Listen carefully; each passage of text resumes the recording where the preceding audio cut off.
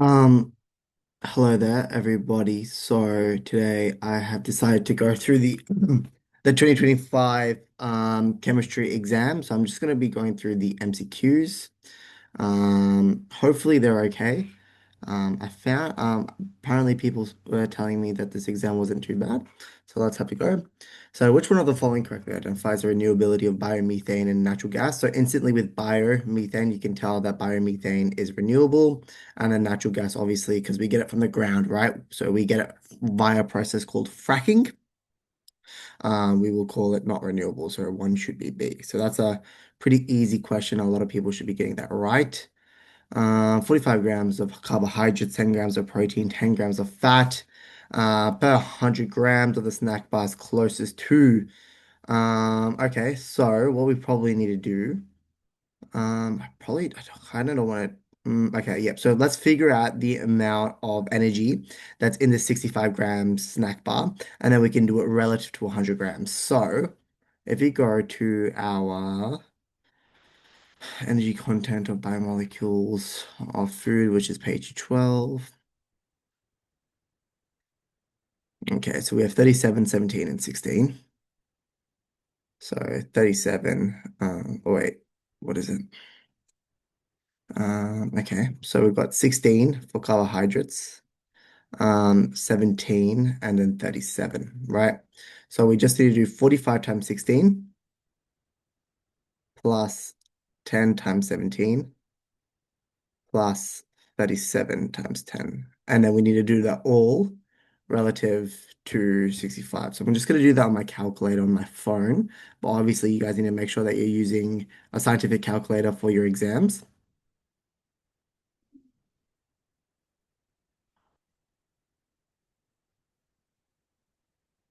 So that's 1,260 kilojoules. But that's over 65 grams. So we just divide that by 65 and times it by 100, right? So divide that by 65 and then times it by 100. And should get 1938, which is probably closest to this. Oh, sorry, that's kilojoules. And so that's 1938 kilojoules, which is therefore that in terms of joules, because you have to times it by 5,000. So those are the ways that they'll get you.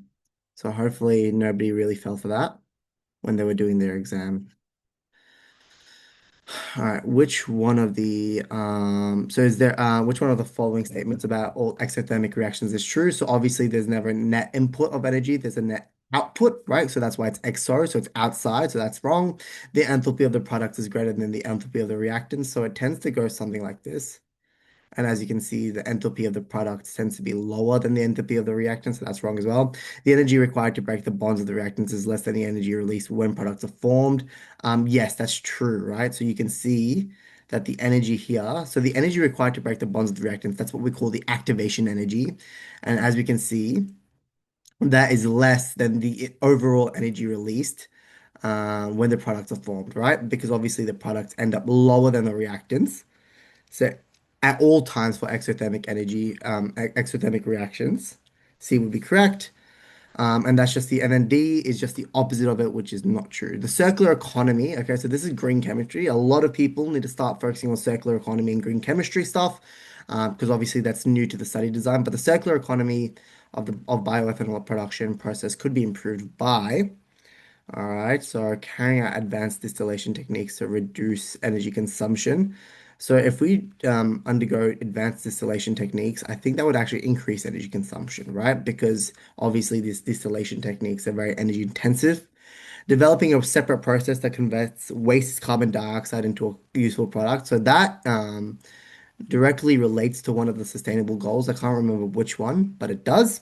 Okay, because the main thing here is that we're actually converting basically a byproduct of the whole situation, right?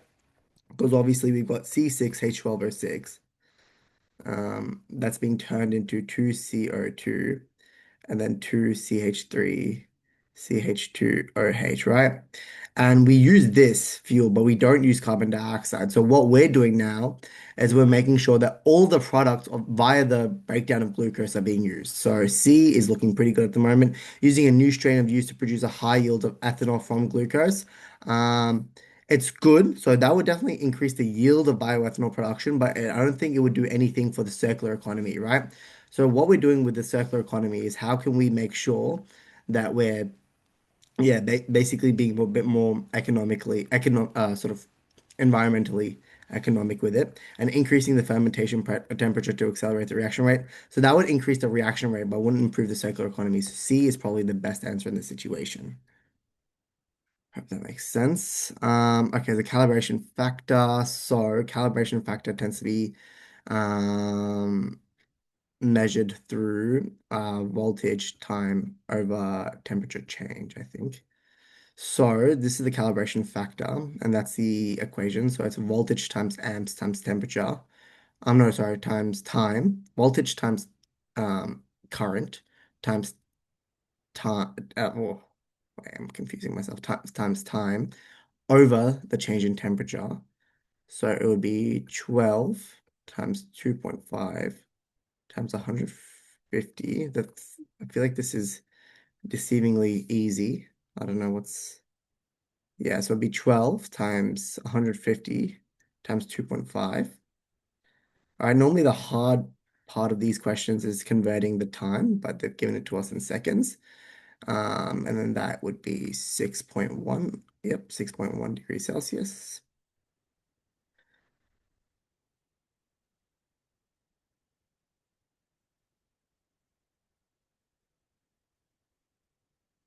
That's 737.7. So it'd be probably D. The molar enthalpy of glucose. So basically, what they're saying is when glucose is broken down, it releases this much of energy. Which of the following describes what occurs to 1 mole of carbon dioxide during photosynthesis? So we're doing it the other way around, right? So this is when we break down glucose. This is when we're basically using carbon dioxide. So it's basically the other way around,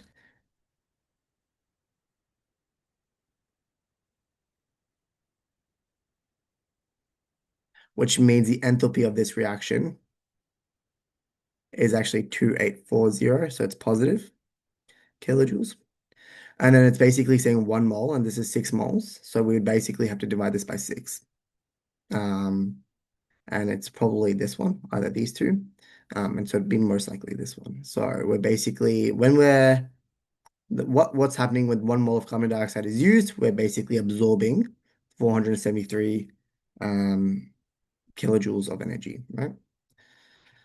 So yeah, the only difference between these two is a lot of people would have just forgotten to divide it by six, but they're saying 1 mole. Okay, so it's really important that we are reading the question.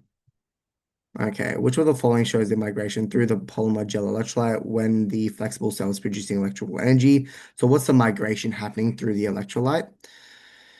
Rapid polarization, I don't think that's anything useful. So we've got some zinc stuff here. Which of them? So already I can tell that normally electrons don't flow through the electrolyte. That's more the ions. So I'd already removed these two. And then let's see what's happening here. So metal air batteries in the ions, so there's only one being used in the emitter. Um, yeah, so what tends to happen, right, is don't overcomplicate it. What tends to happen, just think about like a fuel cell. I know it's different to a zinc air battery, but you know, generally what happens with an electrolyte is where basically the oxidation reaction happens here, and then some byproduct of that forces ions to go from the anode to the cathode. So I would be in from the anode to the cathode. So that generally is what happens. Um, Electrons flow through an external circuit. This is the internal circuit. So it would most likely be 7B. So yeah, I think a lot of people might have found this hard, but they don't expect you to know this cell and this battery. Obviously it's very difficult to know what type of you can't memorize all these batteries, but if you just know generally what happens with batteries and the way they work, you would know that obviously electrons are being produced and they're going from here to there. And then also as a byproduct of the oxidation reaction, the ions are being produced and they're going from the anode to the cathode. Which one of the following cells is being investigated for use in flexible applicants as the highest potential difference? Ah, this is annoying. So, all we're trying to do here is because we're dealing with air in this situation, we're basically trying to see which one would produce the highest amount of energy. So, we've got an acidic electrolyte with air. Okay.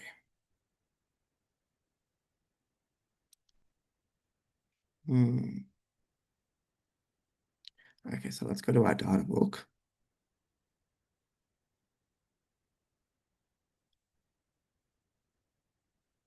So, where's magnesium? So, magnesium is here. Sodium is here. Zinc, aluminum.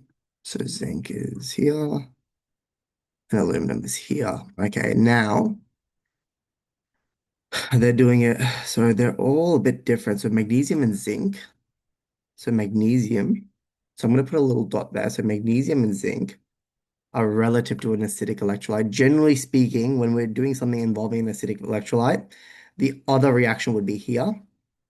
And then when we're doing it based with a basic electrolyte, so I'm going to put it with a red, the other reaction tends to be that OH minus, right? Um, that's a tough question, I think. So then OH would be there. So it'd be for these two, okay? So basically what they're saying is that we've got this reaction and this reaction, this reaction, this reaction, this reaction, this reaction, this reaction, this reaction. Now, what we want is the greatest potential difference, right? The one that's going to produce the highest amount of volts. And rudimentarily speaking, it's just going to be the ones that have the highest difference. So if we take the difference between this and that, that's going to be approximately like what, 3.11. That and that would probably be like a much higher, that'd be like 3.5 something. And then those, we don't even need to consider zinc and aluminum because they're lower than these two. So because magnesium and this acidic electrolyte have the highest potential difference of like approximately 3.5, our answer would be A. This type of question, um, this type of reaction, I would not do until the very end. But hopefully that makes sense. I can come back to it and explain it again. But yeah, hopefully that makes sense. So yeah, we're just trying to find the highest potential difference. We've identified that in a basic situation, this would be the reactions happening at the cathode. Okay, so we just want to find out of these four side reactions, which one would have the highest potential difference. It's also really important that you guys recognize that's acidic, alkaline, acidic, blah blah blah. Unwanted side of reactions may occur in metal air cells when moisture is present. This is less likely. So what's less likely to react with water, I think, is what they're asking. All right, so um, what's least likely? Oh, okay, sorry. So it's not, yeah, so it's basically not, so it's basically asking what's the least likely to react with water. And as you guys can see here, in these four reactions, so these four side reactions, if we have aluminum, magnesium, and sodium, water appears to be a stronger oxidant than aluminum, magnesium, and sodium ions, right? And so if we put them in a and if we put them in a reaction, then the water, right, which is the moisture in this situation, would preferentially react. The only one that's actually higher than water is actually zinc. So zinc would probably be mo less least likely to actually react with the to actually react in the situation. So as you can see, that water is actually lower than zinc. So zinc is actually going to preferentially react. Yeah, and therefore it'd be zinc because it's less likely. The production of bioethanol from sugarcane follows the steps shown below. Oxidation during fermentation. Which of the following statements is correct? So oxidation occurs during fermentation. It does, right? So what we're doing is we're partially oxidizing the glucose. I wonder if anyone in the comments can tell me why it's a partial oxidation and not a full oxidation. Why am I saying that we're partially oxidizing, um, why we're partially oxidizing it? Why aren't we fully oxidizing it? Actually, I'll just say it's because we're not reacting with oxygen. So if we were to fully oxidize it, it would produce carbon dioxide and all of the normal byproducts that we know. Enzymes only catalyze two of the steps shown below. Um, I think that's wrong actually, because it would do this one, it would do this one, and to an extent, we can put some enzymes here. However, yeah, this is a tough one. So yeah, yeah, definitely finely chopped and heated, right? Because we're putting enzymes in there to like break it down and stuff. Definitely with hydrolysis, right? We're putting enzymes in to aid in the hydrolysis process. Glucose is a product of the hydrolysis step, definitely. So I would in be inclined to say one and three. However, you could make you could make an argument that it's one, two, and three because only two of these steps are being are like have enzymes in it. I don't know. Definitely one and three, right? Because what are we hydrolyzing, right? We're hydrolyzing the cellulose via the sugar cane into glucose so that we can use for the fermentation reaction. Consider fuel cell using gaseous reactants. Which one of the following design features would significantly enhance fuel cell efficiency? So, including a dense, non-porous electrode. So we definitely want something that's porous, all right, so that we can allow the gaseous reactants to actually pass through. Using liquid electrolytes to transport reactants between the electrodes. So we don't normally transport reactants between the electrodes, right? We basically transport the byproducts of the reaction. So not the reactants themselves, right? So you don't see H2, for example, traveling across the electrolyte.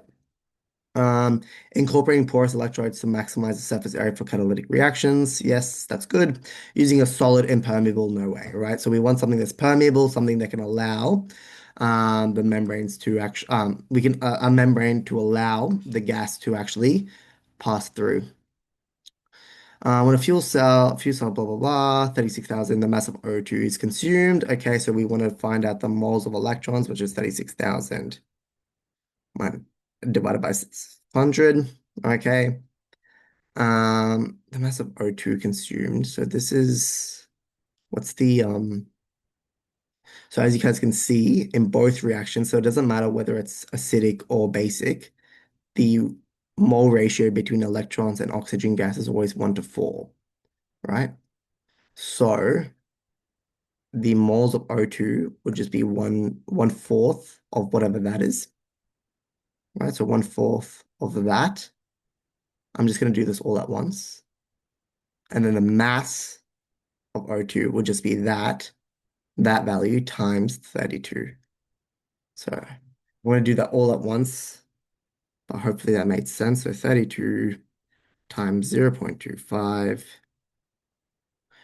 Actually, I'll do 36,000. So 36,000 divided by 96500. So 96500 is the Faraday's constant. And then I times it by 0.25, and then I times it by 32, and I should get 2.98 grams, which is B. Hopefully that's all good. Which one of the following represents the half equation for reduction during discharge? So let's figure out. So cadmium here is going from 0 to +2. So that's definitely the one that's going through oxidation. So it'll definitely be this one to going to this one going to this one. That represents the, oh wait, sorry. Oh, see, this is a neat one. Again, this is what I was trying to show you guys what not to do. This is discharge, and they're asking during recharge. So if we can identify what's going through oxidation, so discharge, then we can figure out what's going to go through reduction during recharge. And as I correctly pointed out before, cadmium is going from 0 to +2 in its oxidation number, so it's losing electrons during discharge, which means it's going to go the other way around, and it's going to go through reduction during recharge, which means it will be CdOH2 to CD, which would be this one, 13D. Very easy question. All right, the primary role of the catalyst in the production of CH2O is to increase the so we're not really manipulating the kinetic energy of the system. Um that's more the sort of that manipulating temperature. The proportion of particles that react. Yeah, so if you look at like a Maxwell-Boltzmann distribution curve, right? Say for example, the activation energy is here. only this proportion of particles are actually reacting in the situation, right? But what does a catalyst actually do? A catalyst reduces that activation energy, right? So now we've got something like this, which means now we've got a much higher proportion of particles that are actually reacting in the situation, which means it would most likely be C. All right, speed, we're not really, again, that would be more temperature, pressure, number of collisions per unit of time. Again, that'd be more temperature, other stuff like that. Okay, so what have they done to the situation? They flipped it. Okay, so when you flip this, when you flip it, so let's just take this KC value and let's see what they're doing to it. So they've flipped it and then they've squared it, right? So they've all, yeah, they've squared it. So they've doubled all the numbers. So what happens? So we're just going to flip it. So we're going to go 1 kc and then we're going to square that. So it'll be 1 over kc squared is pretty much what they've done. Um, yeah, it's because they've doubled the reaction. So they've doubled the coefficients. So we should just divide. So it'd be 1 divided by 0.286. And then we just square that number. And that should be 1 point. Yeah, so it'd be 12.22. So 15 should be D. Hmm. All right.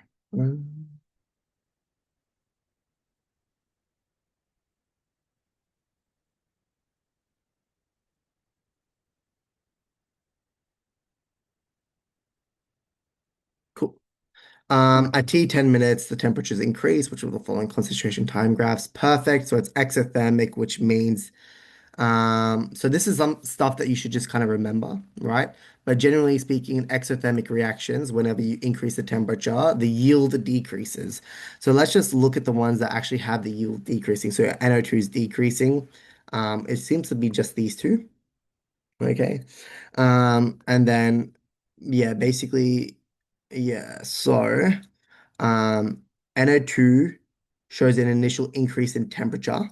I'm sorry, an initial is increase in concentration, but we're not really adding any NO2 in this situation, right? Or not to that extent, right? All we're doing is manipulating the temperature. So for the initial change, there shouldn't actually be any initial changes to the concentration. There should just be that consequential change that happens because the system is compensating for that change, if that makes sense, right? So because of that, we can actually remove 16A and it should be 16C. Okay. So the yield is decreasing clearly here, and then there's no significant initial change. Okay.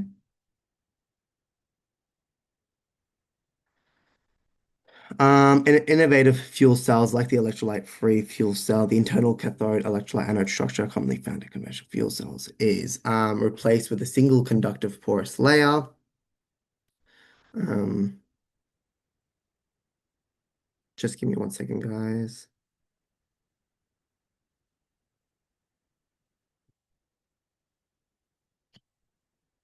Gonna put my computer on charger.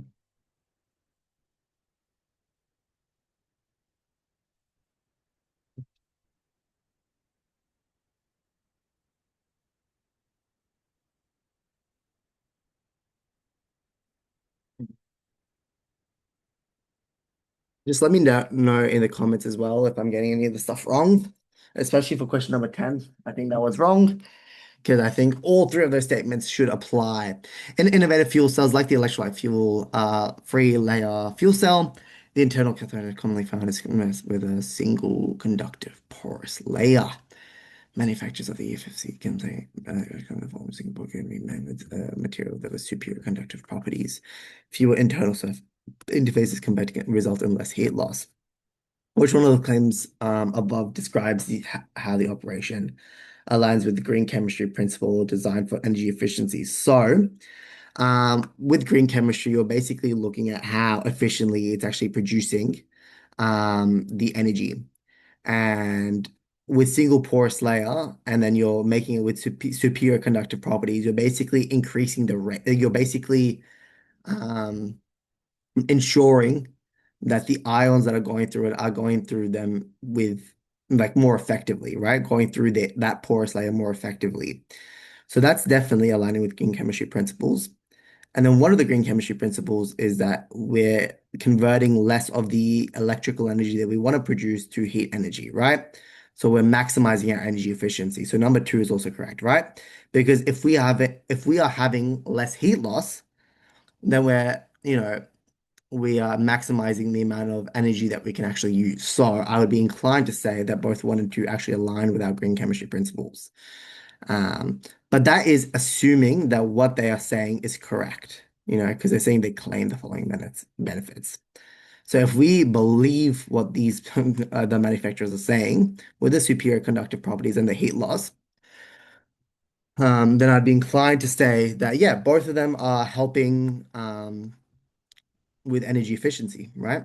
Because we're improving the amount of the rate at which electrical energy is produced because of the conductive properties and less conversion of electrical energy into heat energy. In artificial photosynthesis, water is oxidized and hydrogen gas is produced. Yeah, so this is a simple sort of recalling. Make sure you guys kind of memorize um, how they work and stuff like that. But yeah, water is oxidized and hydrogen gas is produced. So yeah, just remember how photosynthesis basically happens. But yeah, so same products are nope. Hydrogen ions are reduced to produce hydrogen gas at the anode. That is not true. I mean, yeah, anode reduced. I mean that they don't work together, and we don't have and that is not true either. So yeah, 18A is the one. Yeah, so that's a simple recall question. It's like a biology question. Oh, okay.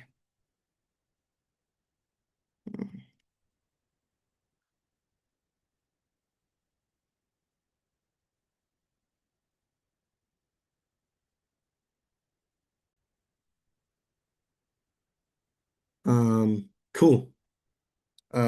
Just let me know if you want a further explanation on 18. But this should be happening at the cathode. The same products are produced as a natural photosynthesis. No, so glucose and oxygen are normally produced in natural photosynthesis, and then this one produces hydrogen and oxygen. Electrical energy from the external power supply. No, we use sunlight to convert the water. And I don't think we're really oxidizing the water, are we? Yeah, we're just converting it to that.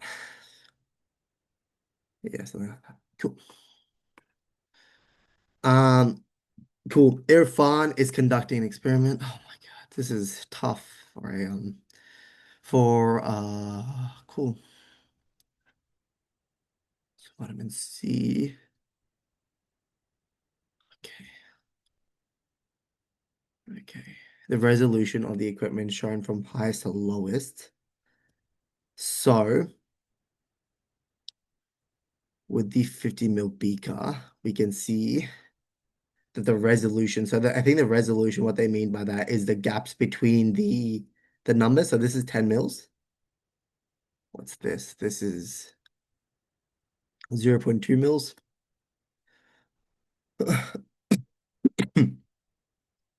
No, sorry, 0.1 mils. Sorry. Yeah. So 40.1, 40.2, 40.3, 40.4, 40.5. Oh, 45. So that's 1 mil, sorry. And then that's 0.2 mils. And that's 0.5. So that's 1 mil.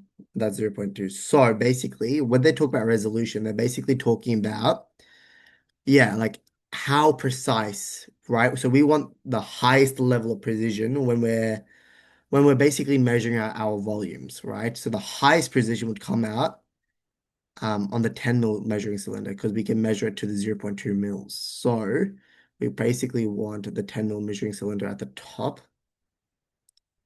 And then it would be 3 mil, which is 0.5, then 1 mil, then 50 mils bigger. So it should be, yeah, lowest to highest, which is that, I think. Yeah, so 19 should be C.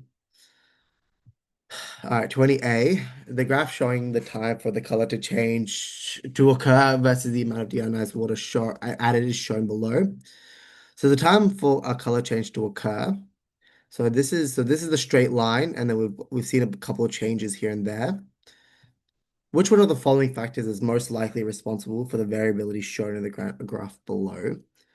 So that Okay, so that's the line of best fit.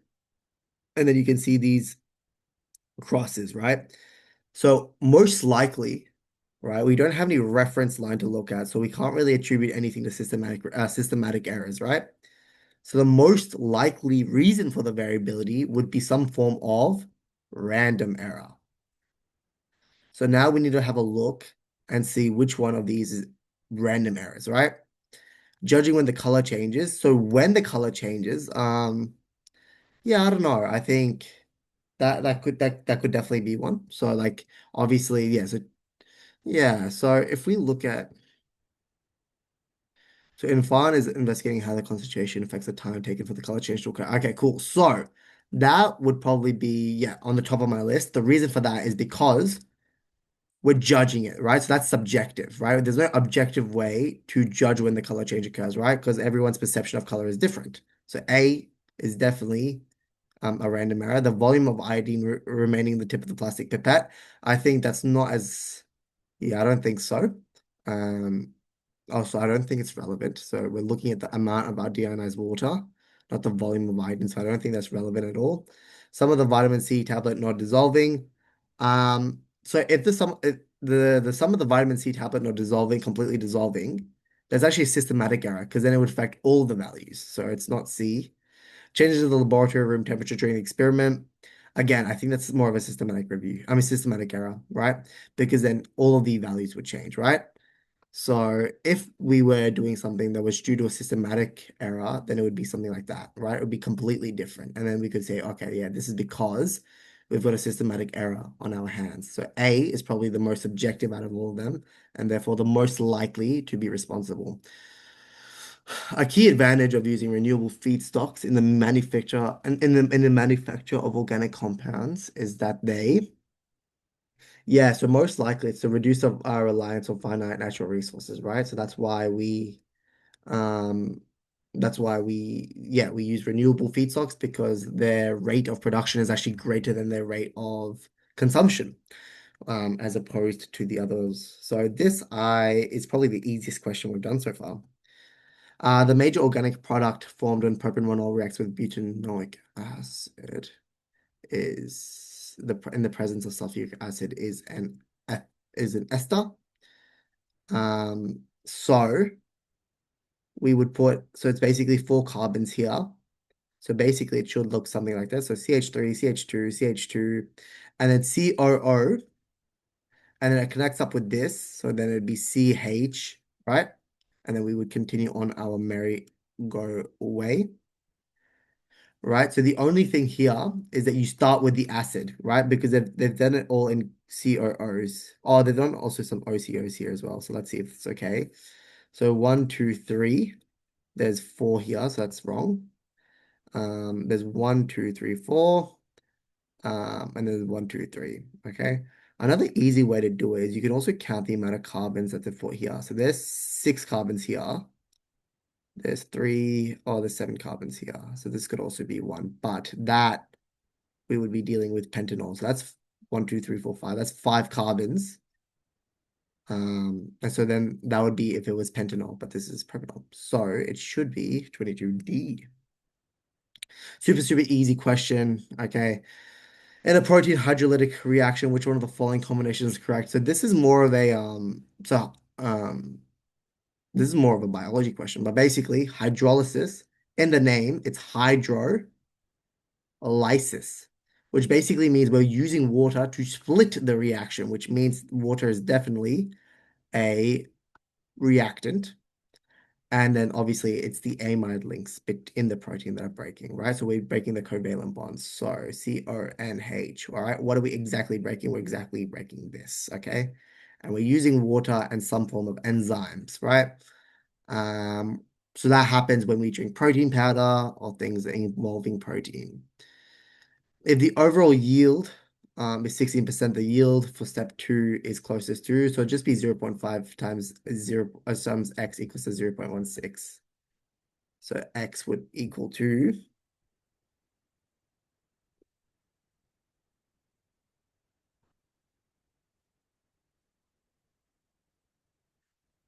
it's 0.355555, which means it's probably D.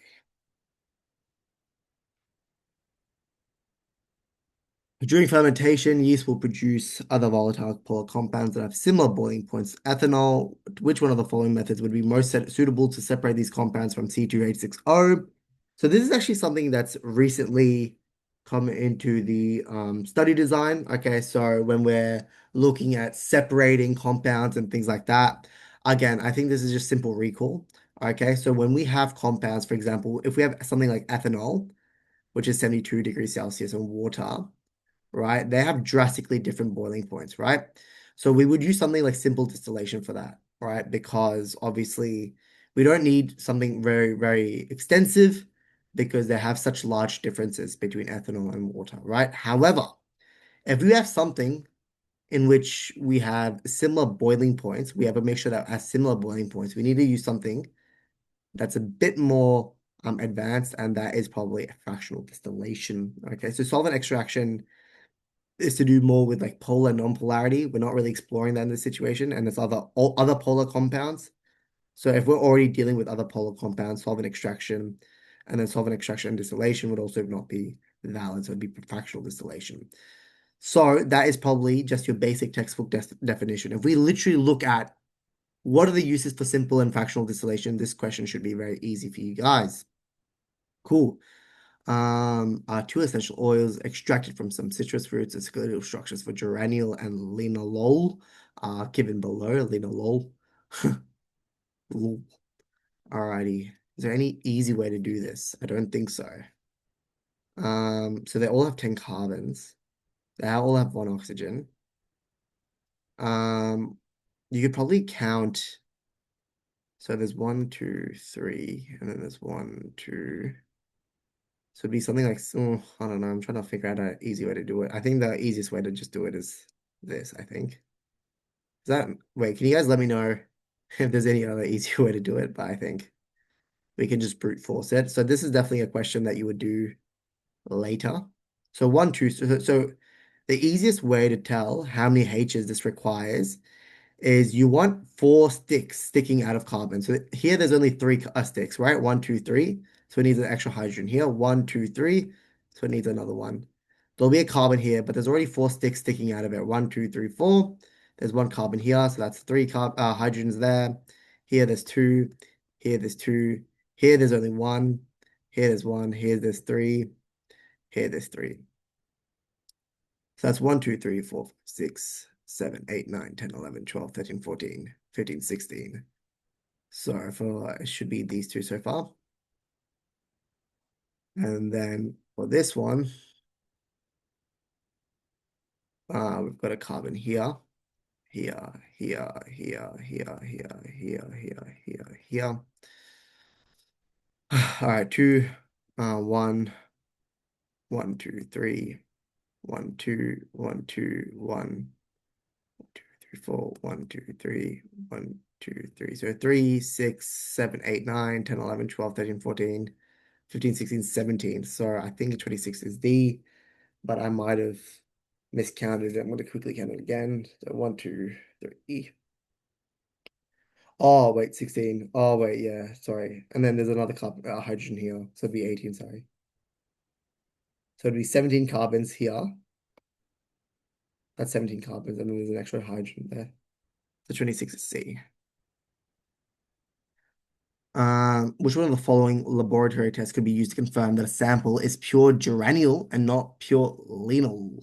Okay, so what is the difference between these guys? So one is an alcohol, I can see, right? And one is an aldehyde. So it's out. So we're basically trying to differentiate between an aldehyde and so one's a primary alcohol. Oh, is it a primary alcohol? So basically, what the definition of a primary alcohol is that the carbon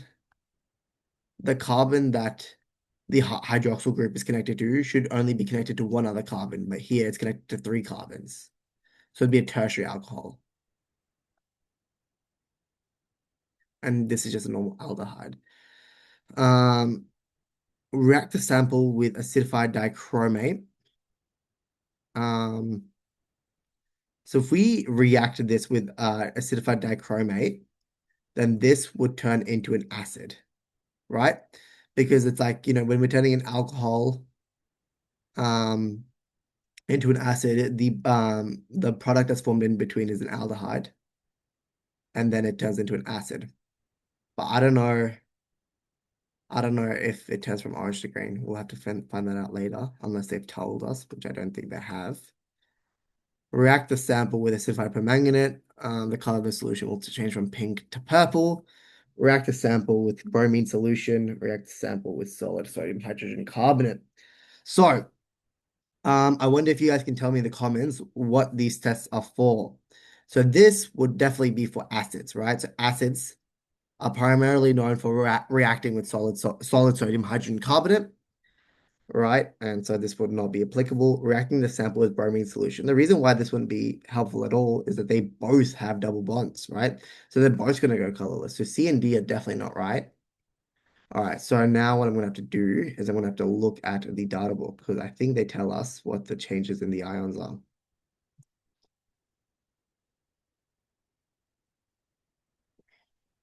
Hmm. Okay, so it goes from orange to green, and then it goes from MNF4. So MNF4 is changing. MNF4 is changing from this to this. So it's going from purple to that. So it's either going from orange to green, which is that, and then it's going from purple to pink. But they've said it's pink to purple, so it'd be A. So that would happen. Yeah, so it'd be A. This would not react with that because a tertiary alcohol does not react. Yeah, sorry, that's very messy, but hopefully that makes sense.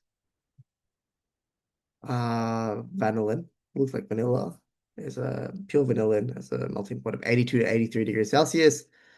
To reduce cost, it is often blended with significant amount of cheaper compounds that have similar melting points. A blended sample was tested. The melting point of the range would be closest to. So we got to, in order to get this question right, we have to think about why are we blending, right, vanillin with significant amounts of cheaper compounds. The reason why is that it actually decreases the melting point, right? So we want to reduce energy expenditure. So by mixing it with other cheaper compounds, we're basically decreasing the overall melting point. So I guess we need to just find out something that's a bit lower than this, 79 to 80 or 68 to 79. Um, I think I think 79 to 80 is too close together, right? Um, and oh, this is an interesting one. Yeah, I think they're too close to each other, right? The whole point would be to create a good enough range, right? Um, and even if we add a bunch of compounds, it would like even though this is less, the range should definitely be higher. So I think it would be 28. Yeah. 29, 1 mole of triglyceride contains only one time funny acid contain it completely reacts with 6 moles of iodine. Which one of the following could be the fatty acid? So the easiest way to look at this, right, is if I have one double bond, one I2 reacts with that, right? Because if I have something like C blah blah blah blah blah blah, I know this is the way I look at it. CH plus I2, I can put then in order for to make this a single bond, you basically have this I here and I here. So one double bond equals to 1 mole of I2. Now we've got 6 I2s. So, um, and we're dealing with triglyceride, right? So it's 1, 2, 3. And we've got 6 moles, which means there'll be 2 moles of I2 there, 2 moles of I2 there, 2 moles of I2, which means that these two double bonds here, two double bonds here, two double bonds here. Now we need to find an acid that just has two double bonds. So if we go to an acids,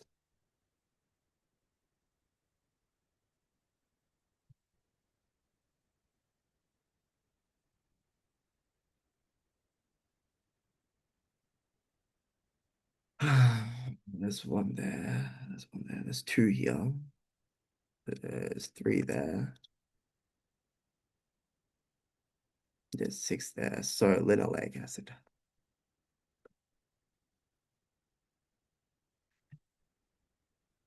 All right, which one of the following shows us 13 CNMR spectrum of pentan 3 oran? Always here. So K, yeah, ACE. Something that I've kind of picked up is KACE. which basically, so this is like if there's a peak at 220, then it's a ketone, 200 aldehyde, 180 carboxylic acid, 160 ester. Obviously, that method is not foolproof, but it kind of does help. The main thing to do when we're looking at carbon-13 NMR spectrums, the main thing that we're always thinking about is environments. So here there's three peaks. Here there's three. Here there's one, two, three, four, five. One, two, three, four, five. So we've got pentan 3-ohm, which is something like this. And hopefully you guys can see that because of symmetry, there's actually only three environments. So there's one there, and one there, right? Because this and this are the same, this and this are the same, and that's by itself. There's only three environments, right? So it wouldn't be C or D. And as I said before, generally speaking, you want to have an environment that actually represents the carboxylic group, right? So you want an environment there. So it'd most likely be A. Do you guys see how I didn't really refer to the data book there? You just refer to intuition, right? So you need to have, right? So that's why that KACE rule is quite useful because you know that um, the peaks at KACE would indicate the different functional groups of the compound. So there should be a peak at around this area. So it'd be A. Okay. The whole sort of idea of multiple choice questions is you want to find what's most likely the correct answer, right? Because if you are under a bit of time stress, um, these questions, it's good to think like that. Obviously, do it properly. Obviously, refer to the data book if you have time. Okay. The MCQs weren't too bad, but I think it's definitely a type of MCQ that I would do last after the short answers. Okay. But let me know if you have any questions, and I'll see you next time.